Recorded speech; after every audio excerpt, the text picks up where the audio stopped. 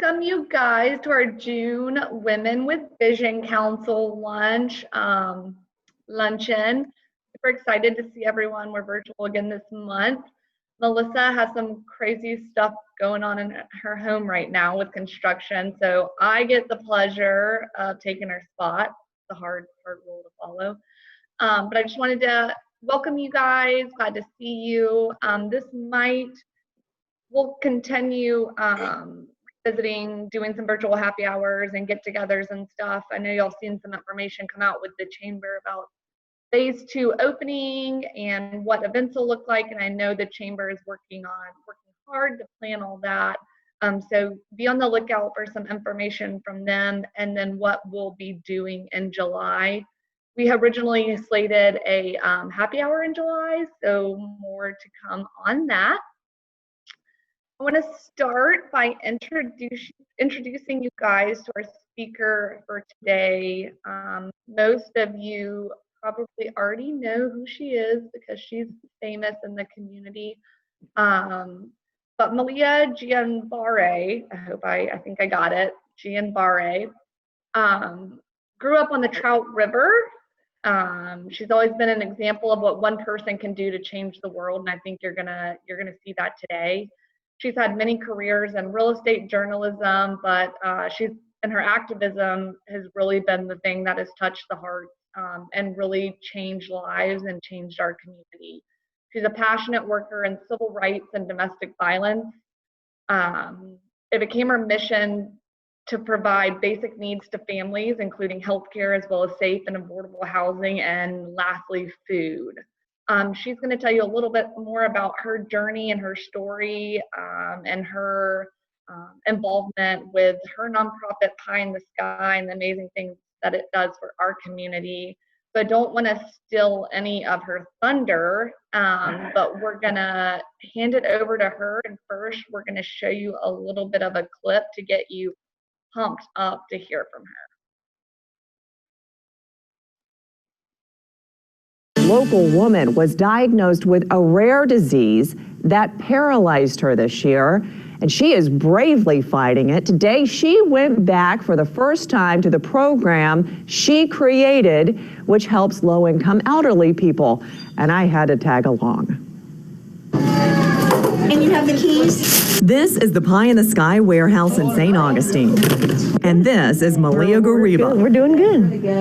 Yeah. She created this program that delivers food every 2 weeks to low-income seniors in St. Johns County. To help them eat better, age in place, stay in their homes longer. And today is her first day back. Good surprise! After being diagnosed with a rare disease. And they told me I had Guillain-Barré syndrome. She was in the hospital and rehab for 6 weeks. A syndrome that attacks your nerves and strips them of the conductivity that makes everything work. So half my face was paralyzed, up here was paralyzed. One day you're walking and the next day you're not. And I mean, like that. She's been out of the hospital for a month. And I still can't walk, but I will. You get better. Malia had to come back to Pie in the Sky to pack groceries. Oh, you're loading Southern Villas? Yep. Okay. Almost 2 tons. That's our most ever. 12. They're heavy. They are heavy. This also feeds her soul. This is therapy right here. Then it was time to deliver the food. Malia's destination is a low-income senior apartment complex in St. Augustine. We're going to be so excited to see them because we haven't seen them in a while. People were waiting for Malia and the food. Good to see you. How are you? I'm good. Good to see you. What are you doing in the chair? Oh, I caught some old weird thing. I think they're the most beautiful people in the world. So what are they passing out in these bags of food? With lots of fresh produce, really healthy stuff. People are super excited about meat. Today it's steak, some of it's chicken, and also some fresh bread. It's a blessing. It really is. Why is that? Because vegetables are getting higher and higher every time you go to the supermarket. And not only that, they say hello, they're pleasant, makes you feel better. Cheers you up. Little do they know, Malia is the one getting cheered up. And see your smiling faces, that keeps me going. So the Pie in the Sky slogan is delivering hope. And after what Malia has been through this year, hope means even more. I mean, what else are you going to have? Hope and faith. Well, the food they give out is all donated. They have 361 seniors they deliver to right now, and they're hoping to fundraise and with more donations up to about 400 seniors in St. Johns County.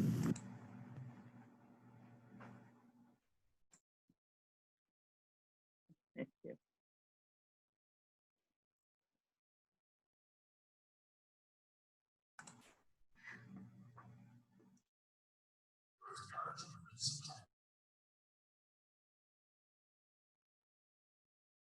Me? Oh, okay. Good morning. Sorry.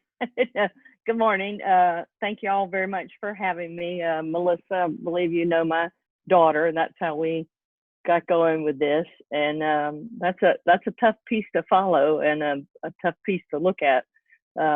Again, so I guess I'd like to start with a little history of what was going on there. In 2018, in February, we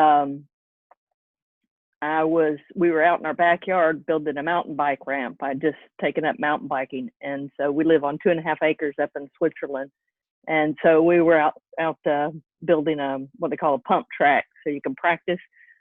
And I was using a chainsaw up over my head to cut some trees. And the next day, my lower back was a little sore, and the next day it was a little more sore.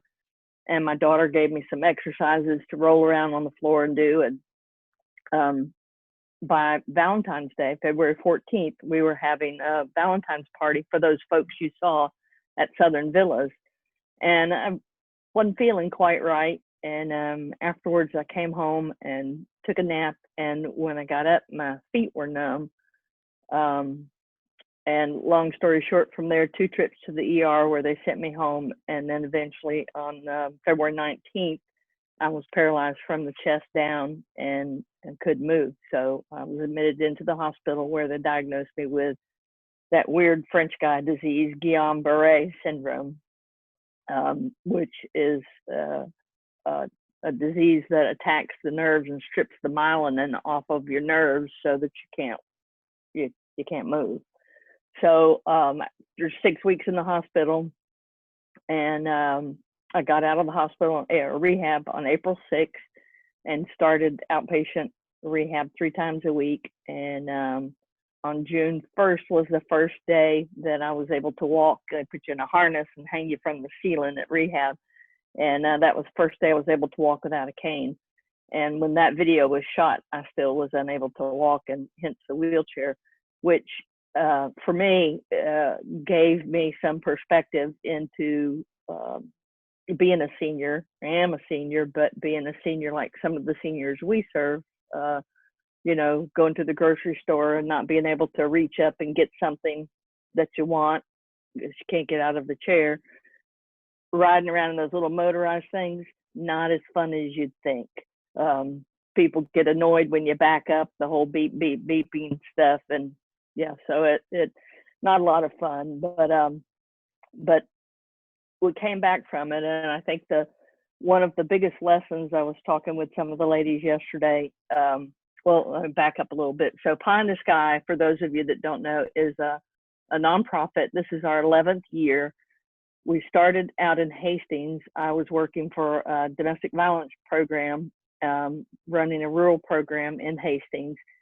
Not an easy job. And when it was defunded, I didn't want to leave because it had taken me 3 years to gain the trust of these people. And so I said, well, I'll start making pie and sell it, and we'll use the proceeds to help people.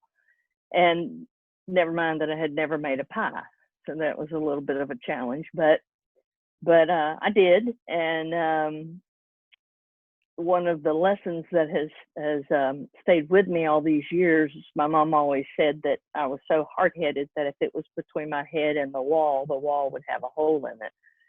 And so I always use the reference, don't nobody put baby in a corner from Dirty Dancing. So if you tell me I can't, well, then I can and I will. So the pie shop, we worked off of a $2,000 budget for the first 3 years, and that was mostly just selling pie. but we were able to connect with other resources to, St. John's Housing Partnership, hospice, whoever we needed to fill in the cracks. And that's what we wanted to do, was to do things that nobody else was doing. So, I forgot what's going on. I'm sorry. So in 2018, when I got sick, we had been doing this program in my front yard up in Switzerland. We bought, that was the only thing Jessica got wrong. We purchased the produce fresh from the farmer's market, and we were serving over 200 seniors at that time, 361 actually. And we were doing it in my front yard, which was no easy feat. And we had just signed a lease on our place on Riberia 2 days before I got sick. And the most remarkable thing about that is the power of passion. The folks that were a part of Pie in the Sky, the board, the group of strong women who were mission focused that I had put in place, kept that program and grew that program going while I was in the hospital, didn't know anything about anything. They did that. And getting out of the hospital and seeing what my board and the volunteers and everything that people had done from my little pie shop was incredibly empowering for me, for the women who were there, for the volunteers and the young people that came in, to see what grassroots, mission-based you can do with just, it's Pie in the Sky started out just me, and was that way for the better part of 6-7 years, and until I formed this really awesome board of strong women. And so we now we're up to 465 seniors that we serve, deliver fresh produce to twice a month that we purchase. Last year we purchased over 37 tons of fresh produce. And I was thinking about what, because a lot of y'all are younger, and I have two daughters and 2 granddaughters, one that's going to turn 17 this weekend and another one 15. And I was thinking about what I would tell them, and what we do tell them. My daughter, both of my daughters were raised doing community work, working for other charities, either in domestic violence or childhood hunger or helping senior citizens. And my daughter has raised both of her children doing the same thing, and showing that, it doesn't matter what your challenges are, you can still do something. And the power is in you to be able to go out and make a change. And I think when people think about compassion and empowerment, they think it's got to do some big heroic gesture, and it's really not about that. It's about doing little things every day and training yourself to be compassionate and know that you have the ability and the capability to do whatever you want.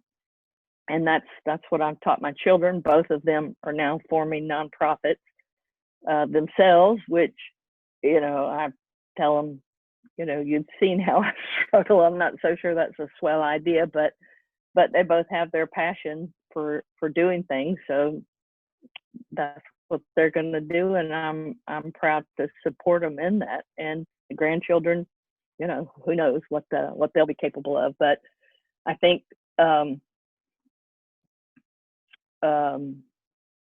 lot of my strength came from my mama. I was born in 1957, a very long time ago, and she wanted to adopt a second child. She'd adopted my brother 3 years before, and her mother, who was a very strong matriarchal figure in her life, said, no, you can't adopt a second child and have 2 unrelated children in your house. You know, back then it was not good. But my mother had grown up almost like an only child, as her brother was 15 years older than her, and she didn't want that. So she went out and adopted a child, and my daddy came home from work, and there I was. And I didn't realize until I was much older what incredible strength it took for her to go against her mother at that time and be confident in her belief that she didn't want to raise an only child. She wanted, you know, siblings. And I think it was then that I realized, when she told me that story, that we can do whatever we want if we want to. She was June Cleaver, if anybody knows who that is. She was, you know, the stay-at-home mom, the Cub Scout leader, the bake the cupcakes. She wasn't, you know, out on the front lines, you know, and protesting or anything, but her strength was a quiet strength that it took me a very long time to realize that I got from her. In 1970, when they had built a new high school, junior high school in our all-white neighborhood, and started busing the kids, black kids, from the other side of town. And we had 3 years of racial rioting. And because of the way I was brought up, I didn't really, you know, I'd not been around any black people. I didn't know that there were black people. And, you know, I'm walking down the hall and say hey to somebody, a black person, and they, you know, punch me in the head. And it was a very troublesome time. And my mother knew that I struggled with that, because there were those of us who were pacifists then and wanted to try and quell that violence and that tension, which I think has been brought up again because of what our country's going through today. And so this was 1970, 50 something years ago.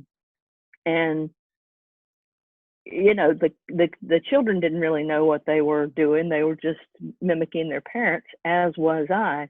And my mama wouldn't let me protest. She wouldn't let me get out and hold a sign. I was only 12. So my friend Susie and I decided to stop shaving our legs as a protest.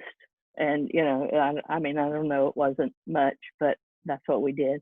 And that was our war cry. And, you know, so coming through those times and being in the times that we're in now, you know, it all strikes a nerve. And I think our personal journeys are the things that make us who we are, and sometimes we don't know what those journeys are. I never dreamed I'd have some weird French guy's disease and be paralyzed and not know if I was going to walk again. I was afraid of the same things most of us are afraid of: cancer and you know, heart attack. Whoever heard of GBS? None of us did. But I think because of the way I was raised, I didn't take a minute to realize that, or to think that I wouldn't walk again. I just knew that I would, and I did.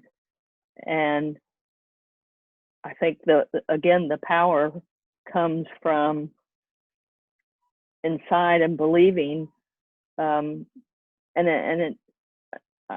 you know, I don't know if I'm going off on some tangent. I don't know. Y'all can stop me, but I think it doesn't. It's not something that it's not tangible. It's not something you can hold on to. It's just something that's inside, and when you need it, you have it. And I think as women, the probably the worst thing that I see is women who tear other women down. And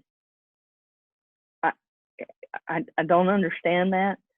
And I think if we can realize how we're not in competition with each other, but we have the opportunity, especially those of us who have daughters and granddaughters, to show them that women don't have to be in competition with each other to be successful, to be brave, to make a difference, to be professional. The power is in putting the ladder down, as Tammy Duckworth said, so that others can climb up. In Hastings, somebody told me one time the reason that Hastings is the way it is because the people there are like crabs in a pot. They're all going to climb on top of each other and push everybody else down to try and save themselves.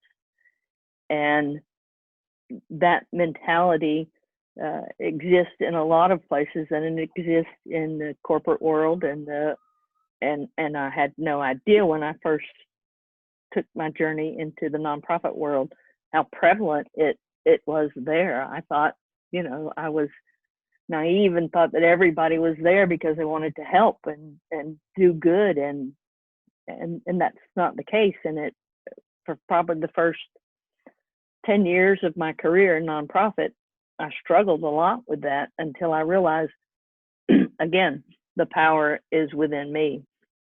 Creating my own nonprofit, of course, not everybody can do that. And, we're small and we're happy to be small, but we do big things. But it's a symbol of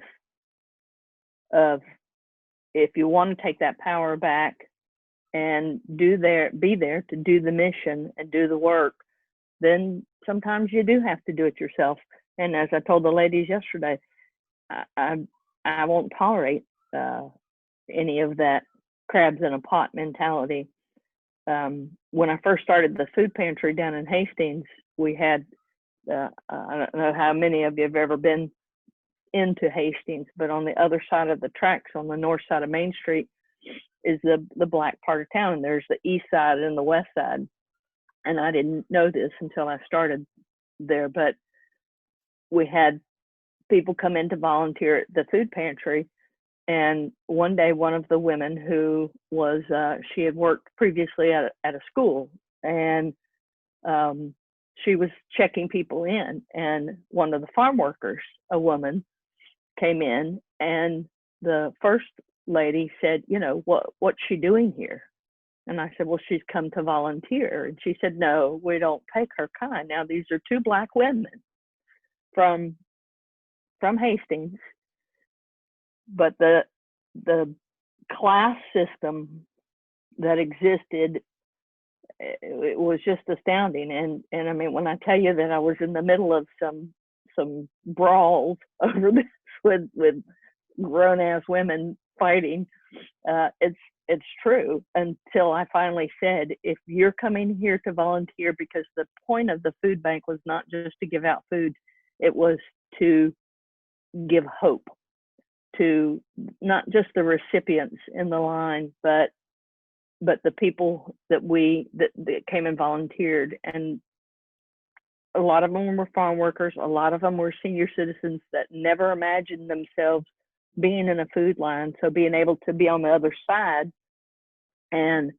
help was a different space, and it especially was for the farm workers, because the system down there that allows that to exist, we could give them shoes, we could give them food, we could give them sandwiches, but all that could be taken away. But the one thing the crew leaders couldn't take away from them was hope. And that's what we said, at the Pie in the Sky Food Bank. If you're not here to do that, then you're not here. We're not doing this if it's not about the mission. And if you think wrangling a bunch of women into going with your mission was hard, try wrangling a town that's been divided by race for 60 years. It was no easy feat, but we did it.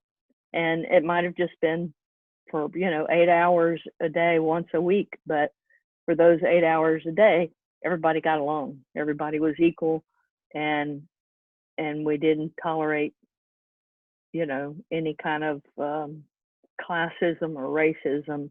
And so if it can work there, it can work anywhere. And surely if a little girl from the north side of town can accomplish the things that I've accomplished with the help and support that I've had. Anybody else can too, but the thing to remember is to leave the ladder down so that other women can climb up it with you. I don't know if my time's up, but I suspect it probably is. Malia, this is Andrea. We have a couple of questions that I'm going to let Melissa or Rachel go ahead and ask you, but we wanted to let you guys know. If you have any questions, just go ahead and put them in the chat room and we'll make sure they get answered.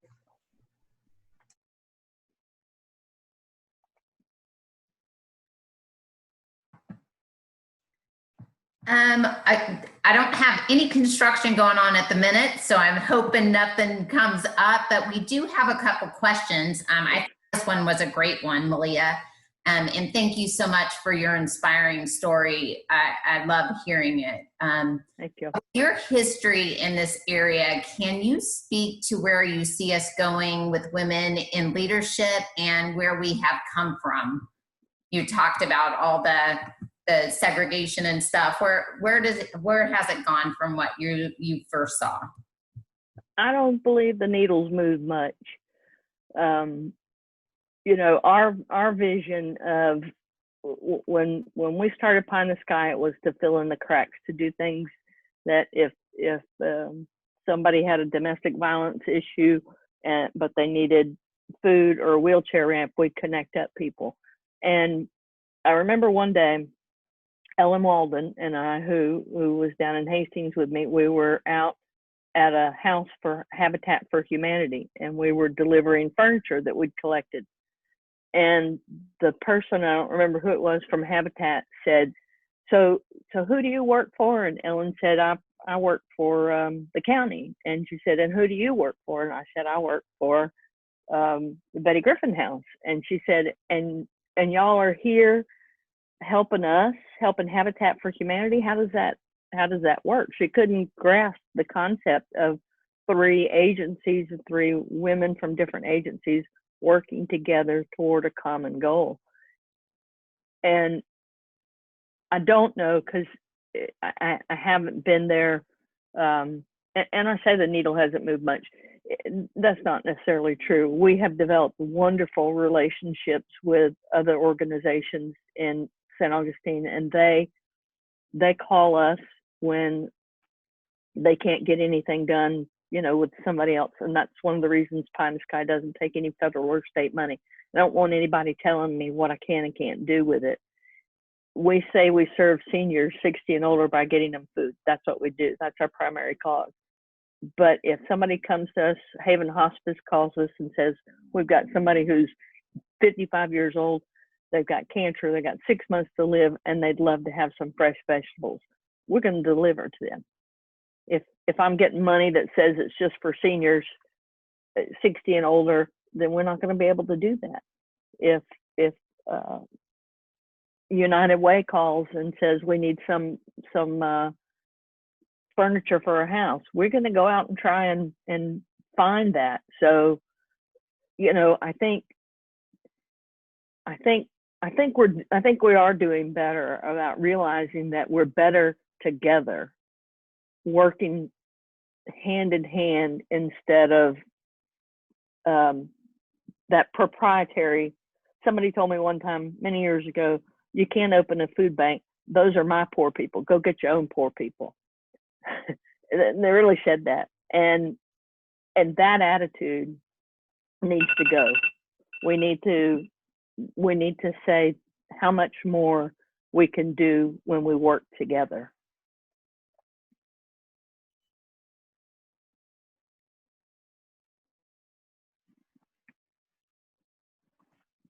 I think one of the questions touched on, can you give us a little insight with really in terms of COVID-19 and y'all's transition, how you guys have adapted quickly and what that looks like for the future? True, that's a good question. That was a really hard call to make. Being, you know, immunocompromised myself, my Guillain-Barré doesn't I'm still not driving, so I work mostly from home, so I've sort of been self-isolated for the last 2 years, but having to make that call, we know that we were dealing with one of the most vulnerable populations. We know that the people that help us are among the most vulnerable. We have a lot of seniors, and going, our program director, Phyllis, would go to the farmer's market on Tuesday morning, and she's around a lot of people, and it's a big process, bagging that food, taking it out, 34 routes, 85 volunteers. And we made the decision early on to temporarily stop. And 2 weeks later, we found out the farmer we buy for was in the hospital with COVID.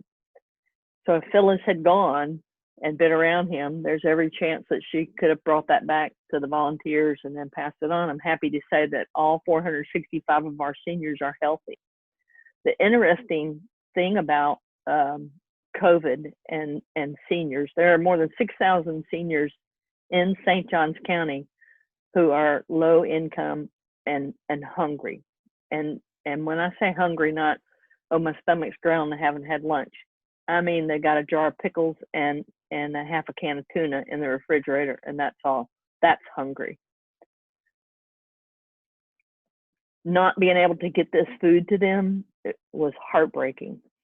But we had all of our volunteers get on the phone, to call and check in with our seniors, to let them know why we sent out letters so that they knew we weren't coming. And some of them could get out, some of them couldn't. But we have started back, and we started back again. And looking at the community as a whole, we've been very fortunate that a lot of folks have helped us along the way. So we decided we wanted to do what we call Pie It Forward.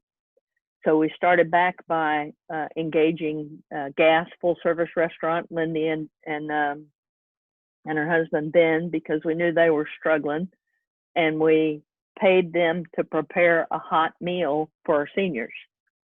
So all these years, they've given us gift cards and things, raffle prizes and stuff. So we wanted to be able to help them and get that money circulating back again in our community, help our seniors, help our local restaurants. And so we did. And then Purple Olive, they did the same thing. They delivered a beautiful meal. And next week, Michael Lugo is going to be preparing a meal. Yesterday, we delivered from Fried Chicken Kitchen, and our seniors have just been, we're not doing the produce because that's hand heavy, a lot of touching, but we get donated products from Cahey distributors right up the road in Elkton, and from Waste Not Want Not, which is a food rescue program. So we've had limited numbers. Our program managers are also our chief of protocol. And if you wanted to be in a bunker where you knew that you were absolutely safe, you would want to be with Phyllis, because she has the hand sanitizers, the masks, she's got the protocols. The drivers take the produce, they put it on the step, knock on the door, get back in their car, and we're doing everything as safely as possible, and actually hope to be back at it in our full capacity in July if everything goes well. But it's definitely been a challenge. And one of the things everybody started talking about immediately was, oh no, what about all these lonely seniors? And I wanted to just scream, all these lonely seniors have been here, and I've been talking about them for 5 years. They were lonely and hungry before COVID. They're going to be lonely and hungry after COVID.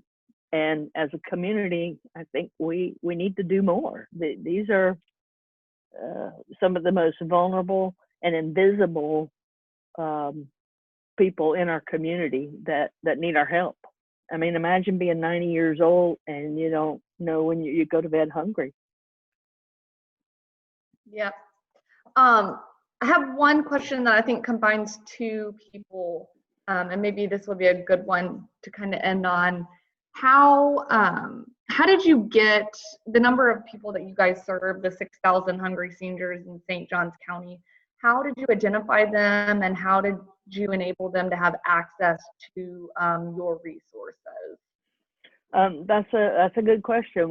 When we were doing the food pantry down in Hastings, there were people that couldn't come stand in line, so they were homebound seniors. So we had a separate little section, and we had an 87-year-old former school teacher from Hastings, Mary Alice Wolf, and she gathered some other women together, and we fixed bags that they took to these seniors that couldn't come up and stand in line but needed food. And the thing we realized then was that, again, it wasn't just about the food. It was about making those connections with lonely people in need. And in one case, a woman had found a lump in her breast, but she didn't want to talk to her husband because he was sick, and she didn't want to alarm him, and she didn't know what to do. And she would talk to Mary Alice about it.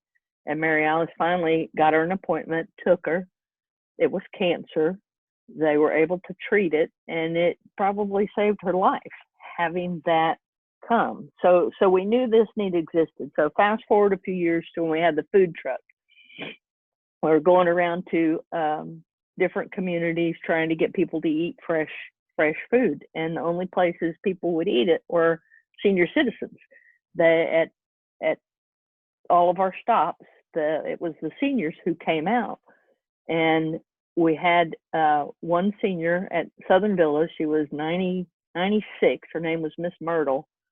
She'd come flying around in her motorized wheelchair, and she'd point to the things she wanted. She'd go through the line the first time and buy things using her SNAP card.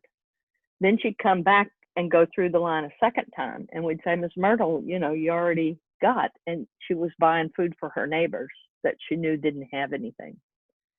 And she also tapped me on the arm one time and told me that she had a secret that would help me in the rest of my life, when she said, "You're a little too heavy for your height." So words of wisdom from Miss Myrtle. So we knew that this pocket of people existed. So we went to the Council on Aging, again, working together to fill a need that was already there. And we said to them, we know you have people on your Meals on Wheels waiting list. They grade them 1 through 5 on the things that they can do. So if they can do like 3 through 5 things, like cook and get around, then they're not the priority for the subsidized Meals on Wheels. So they called 12 of those seniors and said, would y'all like some fresh produce delivered? And they said, sure. So we started with 12 seniors, 4 volunteers, 2 of whom were my children. And we started delivering in February of 2016. And since then, we're now at 465 with 85 volunteers, 34 routes. We drove 27,000 miles, our volunteers did last year. And the referrals come from everywhere, from Flagler Hospital, from the Council on Aging. They're all vetted according to their income, and neighbor to neighbor, just wherever. And I'd love to say we take care of all 6,000 of them, but that would blow Phyllis's mind. So we again, it's the starfish on the beach. We can't help them all, but it really matters to the ones that we do help. Well, thank you so much, Malia, just for, obviously educating us more about what it is that you're doing in the community, but also really for just sharing your experiences and some of the things that, have formed you into the person that you are today. In the interest of ending on time, we're going to wrap it here. So we just want to say thank you, everyone, for coming, familiar faces, new faces. Very quickly, we do have an exciting opportunity for someone to join the Women with Vision board.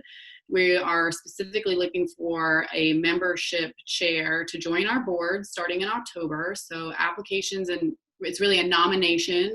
Your nominations are being accepted right now. So we want to throw that out there to everybody who's in this meeting today.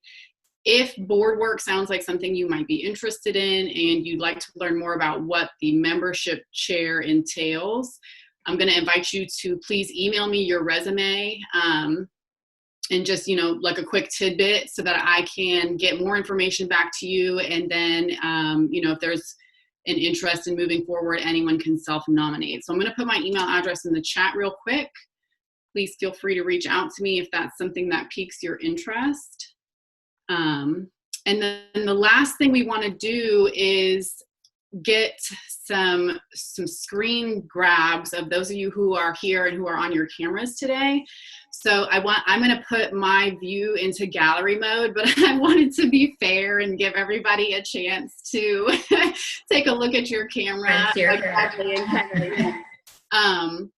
And I'm going to do like a couple live screenshots. If you're not comfortable with that, please feel free to, turn your camera off.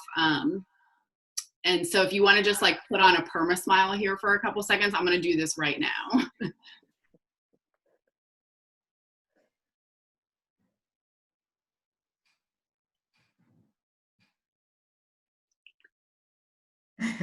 Got it?